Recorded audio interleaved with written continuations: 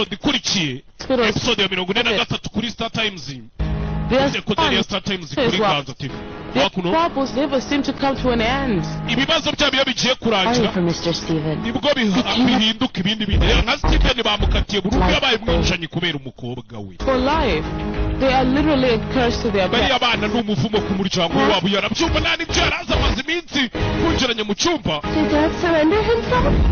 Agasani Tony Kakarira ntacyo kari kazi n'abakuru kari gafite ni papa wanje muri kuvuga gutyo arabaje hoho ntabyo araza hakuno bamubuze mu ivuriro nta kintu ndi kubona ntawe ndi kubona. Did you find her? Namubonye wapi Dr. Natalie. Dr. Natalie. Ihangayika habonetse muganga gakondo utanga ubuvuzi bw'umwimerere kandi bushingiye ku bimera.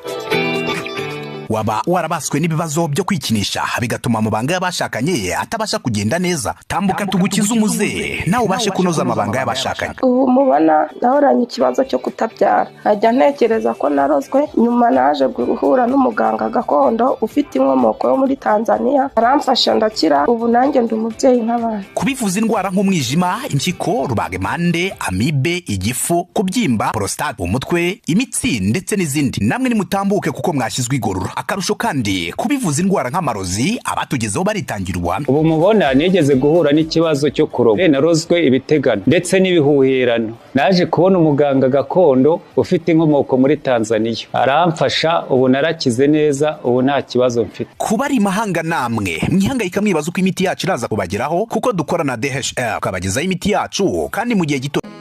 Yes, hello guys, I hope you are okay. So guys, rero sorry ho gakeya reka tubanze twamamaje mbanze mbabwira aka kantu ariko video yanyu nyine iraje komeze. Ngo guys, hari ukuntu nyine rero tuno dufilme ntutwishimire ariko bikangombwa kukeneye full nyine episode cyase full season. Icyo gusaba no gufata iyo nomero iri muri screen, igihugu cyose abahereremo cyose tuguha filme ku buryo bwiza sikakugeraho. Utwandikira WhatsApp. Karira ari hejuru ya ahagaze ku gahenebero ndakeka agiye kwiyahura kwiki karabaye. Karira ngagiye kwiyahura tu ahagaze ku gahenebero kiri kujya we Karira we uvuye kuzana iki Karira? Karira uri gukora ibiki mwana? Gwino Karira ndakwiyamye njya kure sisa. Ntabwo nkwegera Carla! Karira we. Carla, what are you doing? It's okay, Micah. No one get close. Stay away. Meze samu kobwa cyo mwese mwikiri nyuma. Do you? My mother surrendered because of me. Papa anje muri gereza kubera nje gwino. Please, Carla. Please. Gwino mwana wanje gwino. None of this is your fault, Carla. Ibi byose nagara amakosa yawe Karira. I killed Richard. I killed him. Mama ni jya mwishe nicane. Kariko batabyumva. Listen to any of you because of me. Byose nago muri kunyuma kandi byose ndabizi ari amakosa yanje. Karira gwino. Jump down and beat it off? Okay, simbuka nimba ubishaka cya Alex. Simbuka. Is that it? Ibyo ushaka. And whom you'll be punishing? Uraburi kubihanira ndetse. Uraburi kubihanira twe. Hey, listen. Why did Dad do this? Huh? Why did he do this anyway? Wundi kuki muri gukora ibi bintu? Ubyungukira niki? Ndakwinginze Karira ngwino manuka hejuru. Ari kure yataje arenda kwijugunya kwa makuza do. If you don't hold on, I will run after you. You were teaching me about being twins. So listen close. Niwe wanyigishije ukuntu abantu babimanga rero nyumva witonze. Get me? No, I can't live like this. Hakuno do. Kanze kumva ngo kamanuke karenda kwiyahura. Kayo hano warwana we shinguka. Shinguka yariko ivuna abantu. Look, you are Carla. If you only knew even half of how much we love you, that would be it. Ubaye uzi ukuntu tugukunda ntabwo waba wigira ubwo bugoryi. How am I gonna breathe? If it is enough, you can share my breath. Birahagije. Kuko nje nawe urabizi twasangiye ubunda twasangiye ibintu byose ngwino. Kari kagiye kuyahura abuze rimwe ritanga abiri. Uyu niwe wabikoze ajya kumuvana mu cyumba. Siza.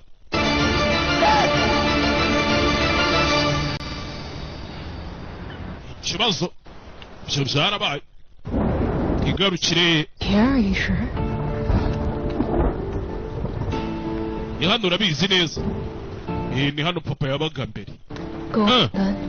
Genda nyine uje kubaza amakuru. What's the worst that could happen? Ubundi se n'iki kibi cyaba kirenze ibyakubayeho? Come on. Genda. Ngwino tugende. Tujye kubaza amakuru y'ahantu muzehe haba. Tumenye ngo wagwane.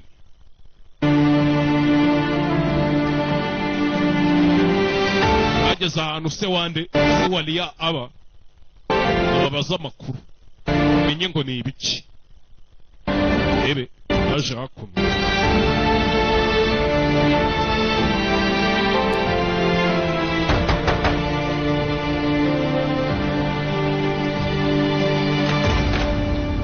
Yes? Diego?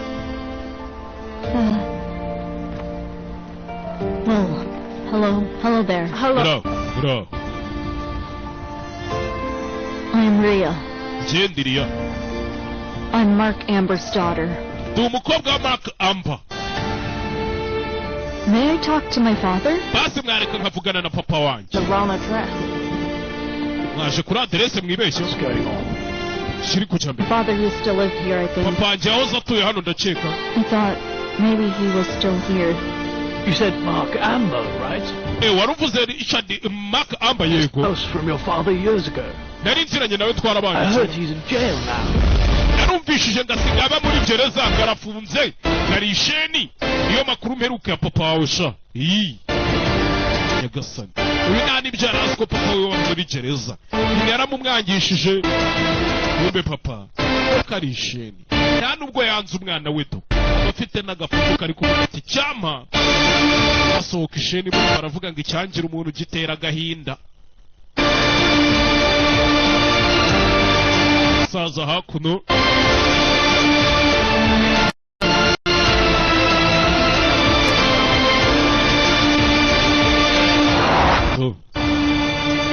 Isheni. Sarabai. You started attacking around again.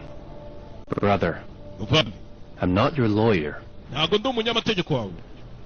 Stop torturing yourself. This time, okay, brother? That's your parole. You will get out and you will face your daughter.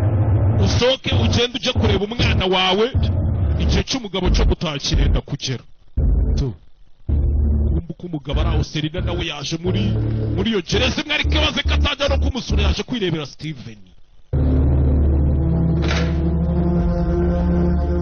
What do you want, Selena? Shaka iki Selena? Insisted on seeing me. Ko hatirije gushaka kumbona. I think it looks good. I think you should get beaten up more often. Ndakeka urasa neza. Spent more time working out when you were outside of this dump. Numara gusohoka hano hantu tuzadufite akazi kenshi kandi gakomeye. We made love every chance. Tell me what you have to say and then... I think you have nothing but time in here, no? Seems to be. Okay. Well then, let me give you the best news. George found out that he is Yaman's father. Yaman about it as well. I don't think he'll go anywhere now. Of your absence dies off, he will slowly.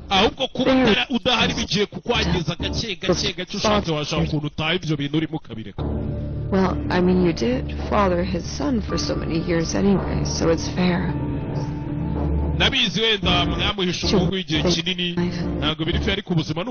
Pay such costs in the end.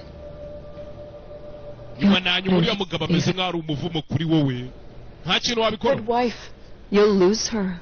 Eventually, as well you know. I guess you're mistaking me for Mark. Never leave my wife. Very soon. I'll see you outside.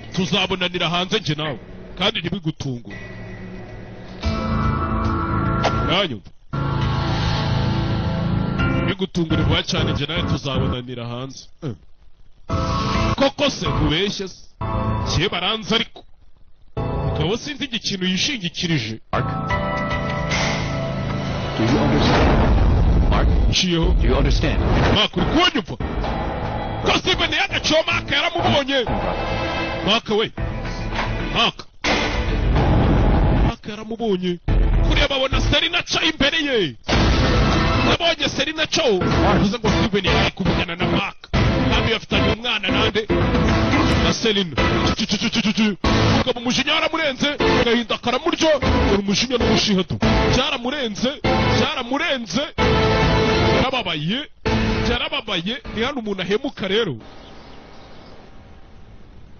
Batazi n'ikiguteye guhemuka. Twigarukire hakuno.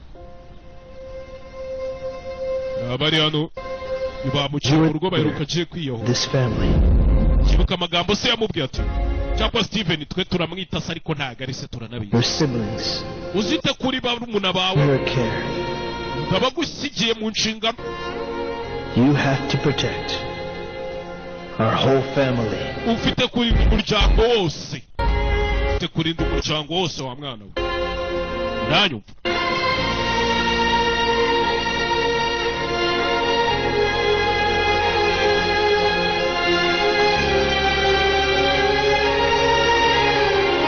Jano.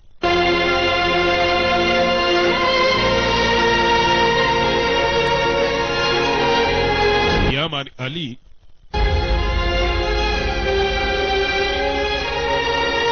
arangije agira gutya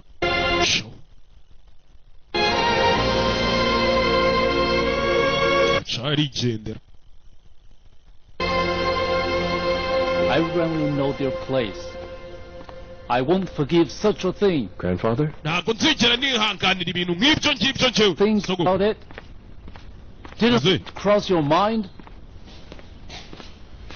Muto buri gutekereza ibiki? Kirano. Come in, son. Gwinano amwana. Come. Gwinano. Did you hear the news? Wumvishije amakuru? This punk friend of yours ran the fire alarm at the hospital. Iki kigoryi cyagiye gishyiraho alamu y'umuriro mu bitaro. Carla was overwhelmed. I wanted her to get fresh. Listen, young man. Karina yarakeneye akuka amazi kasoka avarwa. Many of your faults because you are young and Ali's friends. Impamvu mbabara amakosa yanyu nuko muri inshuti za Yamana ariko ntabwo ariko bizaho. Nonsense. Carla could die because of your fault. Karina yari gupfa kubera ubugoryi bwawe. Buretse ziba. Next time. Ubutaha. About all of the issues regarding the family you should ibibazo byose bizaza mu muryango wanjye. Act alone. Do you menye yuko ntazabirekera gutyo gusa. Okay, father. Sasa kumva. This is enough. Ibi birahagije. I already said my piece. That's it. Leave now. Mutsokera hanga ibyo birahagije. Your kids shelters in our house with a knife again. Should we call you next time before cleaning her up and getting rid of her? Utase tuzabanze nabwo tuguhamagare nitujya gukubura umwanda w'ibyuma zaba yateye abantu. Family. Yaman Ali, accompany your friends. Yaman Ali, sohora izo nshuti zawe mutumuke mu mpiranga. Basa duce. Muzehe hakuno ari kubakatira. Sho.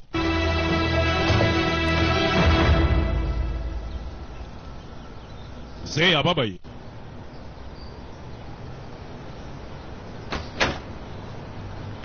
Baciyo gusa hakuno hanze. No, brother. Nothing that we do is good enough.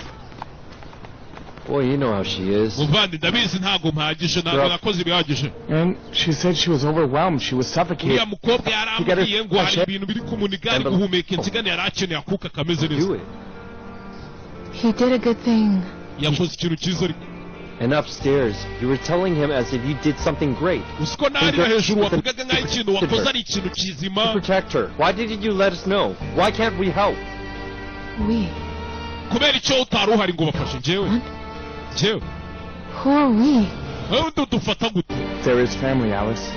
Afite umuryango Alice. Family. Afite umuryango we.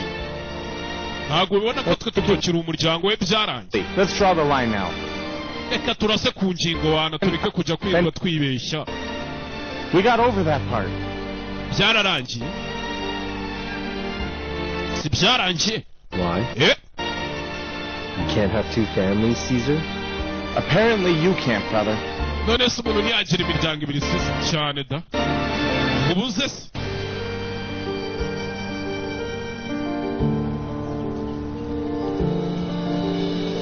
Once Emmett is healed, we'll go back. ubundi ni iki kintu kiri hano gituma twibagirwa?